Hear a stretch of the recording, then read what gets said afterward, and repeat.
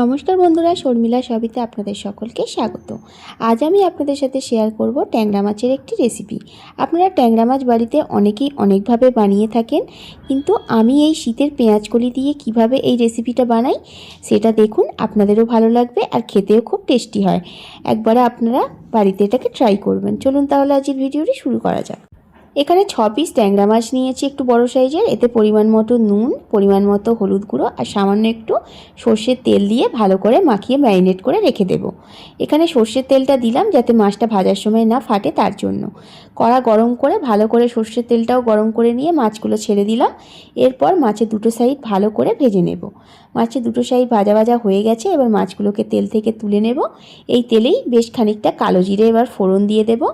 ফোড়নটা ভাজা হয়ে গেলে যখন একটা সুন্দর স্মেল আসতে শুরু করবে, তখন বেশ কয়েকটা রসুনকে কুচি করে ওর মধ্যে দিয়ে দেব। রসুনটা একটু ভাজা ভাজা হয়ে যাওয়ার পর একটা মিডিয়াম সাইজের পেঁয়াজকে মোটা মোটা করে কেটে দিয়ে দিলাম। পেঁয়াজ আর রসুন একটু ভাজা ভাজা হয়ে নেওয়ার পরে তারপরেই পেঁয়াজকলি দিয়ে দিলাম।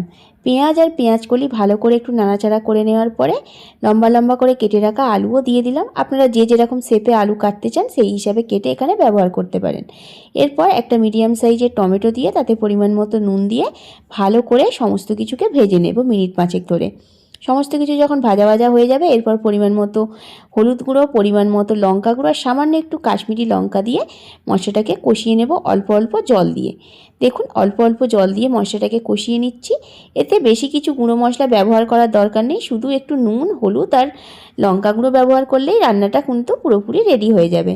এরপর বেশ খানিকটা জল দিয়ে এগুলোকে ভালো করে নাড়াচাড়া করে নিয়ে ঢাকা দিয়ে দিলাম 5 মিনিটের জন্য। 5 মিনিট পর দেখুন, ঢাকনাটা যখন খুলছি জলটা বেশ খানিকটা শুকনোও হয়ে গেছে, সমস্ত কিছু সিদ্ধও হয়ে গেছে। এরপর আগে থেকে ভেজে রাখা ট্যাংরা মাছগুলো দিয়ে আবারও মিনিট 5 একটু নাড়ানাড়ি করার পরে তারপরে ওপর থেকে ধনেপাতা কুচি ছড়িয়ে এটাকে নামিয়ে সার্ভ করে দেব।